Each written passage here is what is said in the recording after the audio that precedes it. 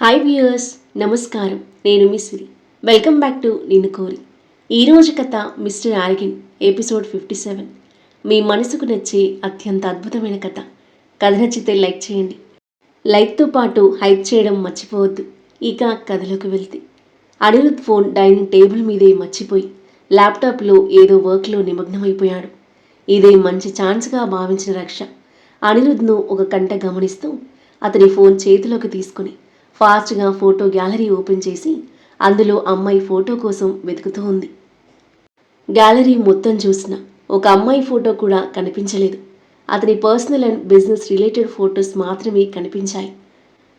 అమ్మాయి ఫోటో ఒక్కటి కూడా లేదేంటి అని గ్యాలరీ ఆల్బమ్స్ చూస్తున్న తనకి మై లవ్ అనే పేరుతో ఒక సీక్రెట్ ఆల్బమ్ కనిపించింది. అది ఓపెన్ అవ్వడానికి సీక్రెట్ కోడ్ ఉండడంతో ఫుల్గా డిసప్పాయింట్ అయిపోయింది రక్ష. అంత సీక్రెట్గా హైడ్ చేసిన ఆ ఫొటోస్ ఎవరివో తెలుసుకోవాలని ఇంకా క్యూరియాసిటీ పెరిగింది రక్షలో. కోడ్ ఏదో ఒకటి గెస్ చేస్తూ సీక్రెట్ ఆల్బమ్ ఓపెన్ చేయడానికి ట్రై చేస్తున్న రక్ష. ఏం చేస్తున్నావు? అనిరుద్ గంభీరమైన వాయిస్ విని ఉలిక్కిపడి దిగ్గున తల తిప్పి చూసింది. అనిరుద్ గాడు లుక్స్తో సీరియస్గా చూస్తున్నాడు. ఫోన్ బాగుంది, ఫీచర్స్ ఏంటా అని చూస్తున్నాను అని రక్ష అబద్ధంతో కవర్ చేయాలి అనుకున్నా తన గొంతు తడబడింది అతని పదునైన చూపులకు. పరాయి వాళ్ళ పర్సనల్ థింగ్స్ పర్మిషన్ లేకుండా టచ్ చేయకూడదు అన్న కామన్ సెన్స్ లేదా నీకు? నన్ను కానీ నాకు సంబంధించిన థింగ్స్ కానీ టచ్ చేసే రైట్ నీకు లేదని చెప్పాను కదా. అయినా టచ్ చేయడానికి ఎంత ధైర్యం నీకు? ఏం సెర్చ్ చేస్తున్నావు నా ఫోన్లో? అనిరుద్ కోపంగా అరిచాడు. నథింగ్ అనిరుద్, నీ ఫొటోస్ చూస్తున్నా అంతే. యువర్ లుకింగ్ వెరీ స్మార్ట్ అంది పల్లికిలిస్తూ.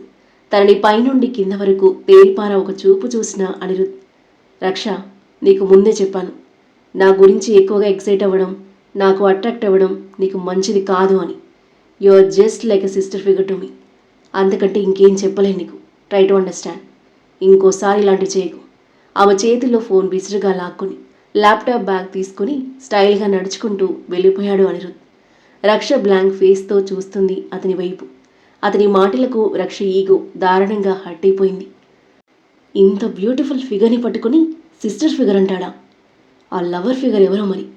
ఫ్రస్ట్రేషన్తో దుమదుమలాడుతూ తన రూమ్లోకి వెళ్ళిపోయింది రక్ష. రిషి కారు ఆఫీస్కి చేరుకుంటుండగా ప్రీతి కారుని కొంచెం దూరంలో ఆపమని అడిగింది. నువ్వు ఇదంతా ఎందుకు చేస్తున్నావో నాకు తెలుసు, కానీ నువ్వు చెప్పేదంతా నేను వినను అని అంటూ కార్ డ్రైవ్ చేస్తున్న రిషిని చూసి కోపం వచ్చింది ప్రీతికి. నువ్వు కారు ఆపుతావా లేక నేను కారు నుంచి దూకేనా అంది. దూకేస్తావా? దూకే అని రిషి కోపంగా అనేసరికి ప్రీతి ఇంకేం మాట్లాడలేక సైలెంట్గా ఉండిపోయింది. కార్ ఆఫీస్ పార్కింగ్లో ఆపాడు రిషి. ప్రీతి అతన్ని కోపంగా చూస్తూ కార్ దిగింది. తను రిషి కార్లో నుండి దిగడం ఆఫీస్లో కొంతమంది కంటపడి వాళ్ళిద్దరి మధ్య ఏదో జరుగుతుందని గుసగుసలు మొదలయ్యాయి. ఆ గుసగుసలు చూసి ప్రీతికి ఇంకా ఫ్రస్ట్రేషన్ పెరిగింది. ఇలా జరుగుతుందని ఆఫీస్కి దూరంలో కార్ ఆపమన్నాను. ఈ మొండి మొగుడు వింటేగా ఇప్పుడు వీళ్ళందరినీ ఎలా ఫేస్ చేయాలో ఏంటో అని గొనుక్కుంటూ రిషి కంటే ముందే ఫాస్ట్గా వెళ్ళి లిఫ్ట్లో దూరేసింది. రిషి ఏదో ఫోన్ రాగా ఆగి మాట్లాడుతూ ఉండిపోయాడు. లిఫ్ట్లో ఉన్న ఇద్దరు అమ్మాయిలు ప్రీతి వైపు అదోలా చూస్తూ వాళ్ళలో వాళ్ళు నవ్వుకుంటూ ఉండి చురుగ్గా చూసింది ప్రీతి. హే ప్రీతి, ఇది నిజమేనా? నువ్వు రిషి సార్తో వెకేషన్కి వెళ్ళావని ఆఫీస్లో హాట్ టాక్. నిజంగానే వెళ్ళావా అని అడిగింది వాళ్ళలో ఒక అమ్మాయి. అదంతా జస్ట్ గాసిప్ మాత్రమే, ప్రీతి చిరాగ్గా బదులిచ్చింది. మాకలా అనిపించట్లేదు. 4 డేస్ నుండి నువ్వు బాస్ ఇద్దరూ ఆఫీస్కి రాలేదు. ఇప్పుడు ఇద్దరు కలిసే వచ్చారు. వెళ్ళే రోజు కూడా సార్ కారులోనే వెళ్ళడం మన వాళ్ళు చూశారట. వచ్చి రాగానే బాస్ నిన్ను తన క్యాబిన్లోకి మార్చేశాడు. ఇదంతా చూస్తుంటే మీ మధ్య ఏదో ఉందని అందరికీ అర్థమవుతుంది. నువ్వు నిజంగా గ్రేట్ ప్రీతి. మన బాస్ని ఇంత త్వరగా నీ వల్ల పడేశావు. ఇదంతా ఎలా చేశావు? కొన్ని టిప్స్ చెప్పొచ్చు కదా, మేము నేర్చుకుంటాం. వెటకారంగా అన్న ఆ అమ్మాయి మాటలకు ప్రీతి ఒళ్ళు మండిపోయింది. ఎలా చేయాలో నాకు తెలీదు. మీలాగా వల్ల వేసుకోవాలని నేను ట్రై చేయను. మీకు టిప్స్ కావాలంటే ఇంకెవరైనా వెతుక్కోండి. పిచ్చి పిచ్చి మాటలు మాట్లాడితే ఊరుకోను అని ఘాటుగానే బదిలిచ్చింది ప్రీతి. ప్రీతి, నువ్వు ఎంతమంది నోరు మూయిస్తావు? ఆఫీస్ అంతా ఇదే అనుకుంటున్నారు మీ గురించి. ప్రీతికి పిచ్చి కోపం వచ్చింది. వాళ్ళ మీద, వాళ్ళ మాటలకు కారణమైన రిషి మీద. కారులో ఆఫీస్కి తీసుకురాకపోయింటే నేను ఈ మాటలని భరించాల్సిన అవసరం ఉండేది కాదు అని రిషిని తిట్టుకుంటూ రిషి క్యాబిన్లోకి వెళ్ళింది. తన వెనకాలే వచ్చాడు రిషి. కాఫీ తీసుకురా ఫాస్ట్గా అంటూ తన చైర్లో కూర్చున్నాడు. ప్రీతి గురుగా చూస్తూ ప్యాంట్రీకి కదిలింది. రిషి కాఫీలో కావాలని ఎక్స్ట్రా కాఫీ కలిపి తీసుకొచ్చింది. 2 కప్పుల్లో తన కోసం ప్రిపేర్ చేసుకున్న కాఫీని రిషి టేబుల్ మీద పెట్టి మరో కప్పు తీసుకుని తన చైర్ దగ్గరికి వెళ్ళబోతుంటే చెయ్యి అడ్డుపెట్టాడు రిషి. అది కూడా బ్లాక్ కాఫీనా? అవును, ఎందుకు అంది ప్రీతి. ఆ కప్పు నాకివ్వు అన్నాడు. ప్రీతి అనుకున్నట్లే రిషి చేయడంతో లోపల నవ్వుకున్న ప్రీతి పైకి ఇన్నోసెంట్ ఫేస్ పెట్టి, నీకు నా మీద నమ్మకం లేనట్లుంది, సరే నువ్వు ఇది తాగు, అయినా 2 కాఫీలు ఒకే మిషన్ నుండి ప్రిపేర్ అయ్యాయి అంటూ తన కాఫీ కప్పు రిషి టేబుల్ మీద పెట్టి మరో కప్పు తీసుకుంది. రిషి తెలియకుండా ప్రీతి తన కోసం ప్రిపేర్ చేసిన కాఫీని తీసుకున్నాడు. అది ఒక్క సిప్ చేయగానే నోరంతా చేదుగా అయిపోయింది. అతని ఫేస్లో ఎక్స్ప్రెషన్ చూసి లోపల నవ్వుకుంటూ నార్మల్గా చూస్తుంది ప్రీతి. తనే కావాలని ఎక్స్చేంజ్ చేసుకున్నాడు కాబట్టి తాగక తప్పలేదు రిషికి. ఎలాగోలా తాగేశాడు కానీ పొట్టలో మంటగా వేడిగా అనిపించసాగింది రిషికి. తన కోట్ తీసి చైర్పై వేసి కూర్చున్నాడు. అయినా ఇంకా వేడిగా అనిపిస్తుంది. టై లూజ్ చేసి షర్ట్ పై 2 బటన్స్ విప్పేశాడు. ప్రీతి లేచి అతని డెస్క్ మీదున్న వాటర్ గ్లాస్ తీసి అతనికి అందించింది. రిషి ఆమె చేయి పట్టుకుని, ప్రీతి వాట్ ఈస్ దిస్ అన్నాడు సీరియస్గా. నా హ్యాండ్ వదిలేయి, నేనేం చేశాను? నువ్వు ఏం చేశావో నీకు తెలీదా? లేదు. కాఫీ చేదుగా చేసి తీసుకొచ్చావు, నా స్టమక్ మండుతుంది అని కోపంగా తన వైపుకి లాక్కున్నాడు. అప్పుడే ప్రాజెక్ట్ మేనేజర్ క్యాబిన్ డోర్ 2 సార్లు తట్టి లోపలికొచ్చింది. ఎదురుగా రిషి ప్రీతి నడుం పట్టుకుని క్లోజ్గా ఉన్న దృశ్యాన్ని చూసి అవ్వక్కైపోయి సిగ్గుపడుతూ చూపు తిప్పేసుకుని, సారీ బాస్, నేనేం చూడలేదు అంది. నేనేం చూడలేదు అంటే మీ ఉద్దేశం ఏంటి? ప్రీతిని నా చేతుల్లో ఉండడం మీరు చూడలేదా అడిగాడు రిషి. నేను చూశానా అంటే లేదు, అంటే నేను చూశాను మేనేజర్ తడపడుతూ అంది. ప్రీతి తల కొట్టుకుని, మేనేజర్ గారు అసలు ఏం జరిగిందంటే రిషి సార్ వాటర్ కావాలంటే నేను ఇస్తున్నాను, బ్యాలెన్స్ తప్పి నేను పడిపోతుంటే సార్ పట్టుకున్నారు, అంతే జరిగింది అని చెప్పింది ప్రీతి. ఓ నో, అది కాదు జరిగింది, మేం పెళ్లి చేసుకున్నాం, నా వైఫ్తో లవ్లో ఉన్నాను నేను అని రిషి నవ్వుతూ అనేసరికి ప్రీతి షాక్తో కళ్ళు తేలేస్తే మేనేజర్ నవ్వింది. సార్ మీరు చాలా జోకులేస్తారు, ప్రీతి చెప్పినట్టే జరిగింది, మీటింగ్కి వెళ్లే ముందు ప్రాజెక్ట్ ఫైల్ చూపించడానికి వచ్చాను అని ఫైల్ని రిషి టేబుల్ మీద పెట్టి బయటికి వెళ్ళిపోయింది. ప్రీతి కోపంగా మూతి బిగించి రిషి వైపు చూసింది. ఇప్పుడు నీకేమైంది? నేను కదా కోపంగా ఉండాలి అన్నాడు రిషి. ఏం చెప్పావు? మేం పెళ్లి చేసుకున్నాం, నువ్వు నాతో ప్రేమలో పడ్డావనా? ప్రీతి పళ్ళు కొరుకుతూ అంది. బట్ నేను జోక్ చేస్తున్నానని తను అనుకుంది. నేను ప్రీతిని మ్యారేజ్ చేసుకుంటాననే ఆలోచన జనాలకు జోక్లాగా ఉంది. రిషి తన పొట్టను పట్టుకొని పగలబడి నవ్వుతున్నాడు. నా మ్యారేజ్ని జోకని పిలవడానికి ఆమెకెంత ధైర్యం! నెక్స్ట్ టైం ఇలా మాట్లాడితే ఆమె మొహం పగలగొట్టేస్తాను. నువ్వు డెఫినెట్గా చేస్తావు, అసలు పిచ్చి బాగా ముదిరిపోయింది కదా. బై ద వే, నువ్వే నీ మ్యారేజ్ని ఎగతాళి చేసావు, మనం మ్యారేజ్ చేసుకున్నామని అందరికీ చెప్తే ఈ గొడవంతా ఉండదు కదా. ఇప్పుడే అవసరం లేదు, మీరందరికీ తెలియాలని కావాలని ఇదంతా చేస్తున్నారని నాకు అర్థమవుతుంది. ఇంకోసారి ఇలా చేయకండి, ఈ ఫైల్స్ చూడండి, మీటింగ్కి వెళ్ళాలి అని తన చైర్లో కూర్చుంది ప్రీతి. రిషి అసహనంగా ఫైల్ ఓపెన్ చేసి చూస్తున్నాడు. మీటింగ్ ఫినిష్ చేసుకుని కాస్త రిలాక్స్ అవుతూ చైర్లో వెనక్కి వాలి కళ్ళు మూసుకున్న అనిరుద్ధ్కి తన మనసులో ఉన్న ప్రతిరూపం కళ్ళ ముందు మెరుపులా మెరిసేసరికి చటుక్కున కళ్ళు తెరిచాడు. వెంటనే తన ఫోన్ తీసుకుని డిటెక్టివ్కి కాల్ చేశాడు. Hello, good morning sir. నేను చెప్పిన పని ఎంతవరకు వచ్చింది? ఏమైనా ఇన్ఫర్మేషన్ దొరికిందా? ఇంకా లేదు సార్, అన్ని వేస్లో ట్రై చేస్తున్నాం. నీకు నిన్న సెండ్ చేసిన Rudra personal number, phone calls track చేస్తున్నావా? ఎస్ సార్, చేస్తున్నాను. ఇంకా ఎలాంటి క్లూ దొరకలేదు. Okay, keep on tracking. And Rudra last 6 months ఎక్కడెక్కడ ట్రావెల్ చేసింది ఫైండ్ అవుట్ చేయమని చెప్పాను కదా, అది ఎంతవరకు వచ్చింది? అది రుద్ర సార్ చాలా సీక్రెట్గా మెయింటైన్ చేశారు sir.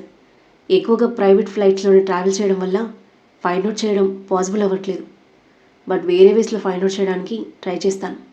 Okay, do it very fast. Okay sir. Anirudh phone పెట్టేసి ఆలోచనలో పడ్డాడు. క్షణాల ఆలోచన తర్వాత అతని మైండ్లో ఏదో మెదిలి వెంటనే చైర్ల నుండి లేచి బయటకు నడిచి కారులో స్టార్ట్ అయ్యాడు. వేగంగా డ్రైవ్ చేస్తూ సరాసరి రుద్ర ఇంటి ముందు కారు ఆపాడు. డీప్ బ్రీత్ తీసుకుని కారు దిగి లోపలి కదిలాడు. కాలింగ్ బిల్ మోగేసరికి హాల్లో టీవీ ముందు కూర్చున్న మహి డోర్ ఓపెన్ చేసింది. అనిరుద్ గారు, మీరా, రండి లోపలికి. చిరునవ్వుతో లోపలికి ఆహ్వానించింది మహి. ఆఫీస్కి వెళ్తున్నాను, దియాను ఒకసారి చూడాలనిపించి వచ్చాను. తను తమ్ముడితో లోపల ఆడుకుంటుంది, మీరు కూర్చోండి, తీసుకొస్తాను. మహి లోపలికి వెళ్ళగా సోఫాలో కూర్చున్నాడు అనిరుద్. దియాను తీసుకుని వచ్చింది మహి. అనిరుద్ని చూడగానే నవ్వుతూ అతని దగ్గరికి పరిగెత్తింది దియా. ఆమెను చేతుల్లోకి తీసుకుని చాక్లెట్స్ ఇచ్చాడు అనిరుద్. వాళ్ళిద్దరినీ నవ్వుతూ చూస్తూ కాఫీ ప్రిపేర్ చేసి తీసుకొచ్చింది మహి. థ్యాంక్ యూ, ప్లీజ్ కూర్చోండి అని కాఫీ అందుకున్నాడు. మీరు చాలా హోమ్లీగా పర్ఫెక్ట్ వైఫ్ అండ్ పర్ఫెక్ట్ మదర్లా ఉంటారు. రక్ష మీకు కంప్లీట్ ఆపోజిట్. అనిరుద్ పొగడ్తకి మొహమాటంగా నవ్వింది మహి. అవును, మీ ఫ్యామిలీలో ఎవరెవరు ఉంటారు? అమ్మ నాన్న ఏం చేస్తూ ఉంటారు? మనం ఒకే ఫ్యామిలీ అయినా ఏం తెలియదు నాకు. I just want to know అడిగాడు అనిరుద్. తమ్ముడు నేనే. అమ్మా నాన్న లేరు. మహి మాటలకు బాధగా చూస్తూ ఐఎమ్ సారీ అన్నాడు అనిరుద్. ఇట్స్ ఓకే అండి. మరి రుద్ర ఫ్యామిలీలో? దియా పేరెంట్స్ లేరని తెలుసు. ఇంకా ఎవరు లేరా తన ఫ్యామిలీలో? లేరండి, పేరెంట్స్ ముందే చనిపోయారు. అక్క బావ ఈ మధ్యనే ఎక్స్పైర్ అయ్యారు. తన ఫ్యామిలీలో మిగిలింది దియా మాత్రమే. తనే రుద్ర ప్రపంచం. Rudra really great. ఇన్ని ఎదురు దెబ్బలు తగిలినా స్ట్రాంగ్గా బౌన్స్ బ్యాక్ అయ్యాడు. రుద్ర ఇక్కడే వర్క్ చేస్తాడా? ఇంకా వేరే లొకేషన్స్లో కూడా వర్క్ చేస్తాడా? తనకి కావాల్సిన ఇన్ఫర్మేషన్ మహి నుండి రాబట్టడానికి ట్రై చేస్తున్నాడు అనిరుద్. వేరే లొకేషన్స్లో కూడా వర్క్ చేస్తారని తెలుసు, కానీ ఎక్కడా అని నాకు సరిగ్గా తెలియదు. అప్పుడప్పుడు వెళ్ళొస్తుంటారు అంది మహి. హో అలాగా అన్నాడు అనిరుద్ లోపల డిసప్పాయింట్గా ఫీల్ అవుతూ. ఓకే మహిక, హెల్త్ జాగ్రత్తగా చూసుకోండి, బాయ్ దియా అంటూ దియా బుగ్గన ముద్దిచ్చి అనిరుద్ వెళ్ళిపోగా దియాను తీసుకుని రూమ్లోకి వెళ్ళింది మహి. నైట్ ఆఫీస్ టైం అయిపోవడంతో ప్రీతి లెట్స్ గో అని అంటూ చైర్ల నుండి లేచాడు రిషి. నేను మీతో రావట్లేదు, మార్నింగ్ జరిగింది చాలు, నేను ఆటోలో వెళ్ళిపోతాను అని చెప్పి రిషి రెస్పాన్స్ కోసం చూడకుండా బయటికి పరిగెత్తింది ప్రీతి. రిషి ఉఫ్ అనుకుని తన వెనుక కదిలి కార్ తీశాడు. గేట్ దాటి వెళ్తూ ప్రీతి కోసం చూస్తుంటే ఆఫీస్కి కాస్త ముందు ఆటో కోసం వెయిట్ చేస్తూ కనిపించింది. తన ముందుకు వెళ్ళి కార్ ఆపాడు. ప్రీతి అతన్ని పట్టించుకోకుండా మొహం తిప్పేసుకుంది. ప్రీతి, ఎక్కువ చేయకు, సైలెంట్గా కార్ ఎక్కుతావా, బలవంతంగా ఎక్కించాలా అని రిషి బెదిరించేసరికి అన్నంత పని చేస్తాడని సైలెంట్గా వెళ్ళి కారులో కూర్చుంది. రిషి చిన్నగా నవ్వుకుంటూ డ్రైవ్ చేస్తున్నాడు. దారిలో ఒక రెస్టారెంట్లో డిన్నర్ చేసి ప్రీతి ఇంటికి చేరుకున్నారు. ఇంట్లోకి వెళ్ళగానే ప్రీతి లాక్ ఓపెన్ చేసి తన రూమ్లో దూరి డోర్ వేసుకుంది. ఏ ప్రీతి, ఆగు, నేను వస్తున్నాను. అదేం కుదరదు, నువ్వు ఆ రూమ్లో పడుకో అని రూమ్లో నుండి అంది ప్రీతి. మెంటల్ అని తిట్టుకుంటూ మరో రూమ్లోకి వెళ్ళి పడుకున్నాడు రిషి. మధ్యరాత్రి గాఢ నిద్రలో ఉన్న రుద్ర ఫోన్ మోగడంతో మేల్కొని ఫోన్ చేతిలోకి తీసుకున్నాడు.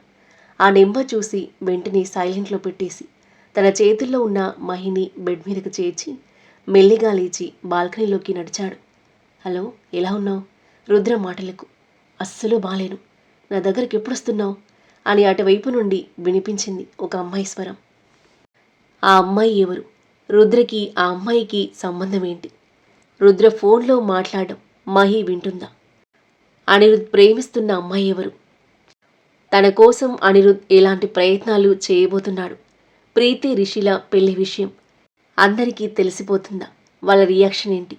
అద్భుతమైన కథనంతో మీ ఊహకందని మలుపులతో మనసును హత్తుకునే సన్నివేశాలతో ఎంతో ఆసక్తికరంగా సాగి ఈ కథ యొక్క నెక్స్ట్ ఎపిసోడ్ కోసం మన నెక్స్ట్ వీడియో చూడండి.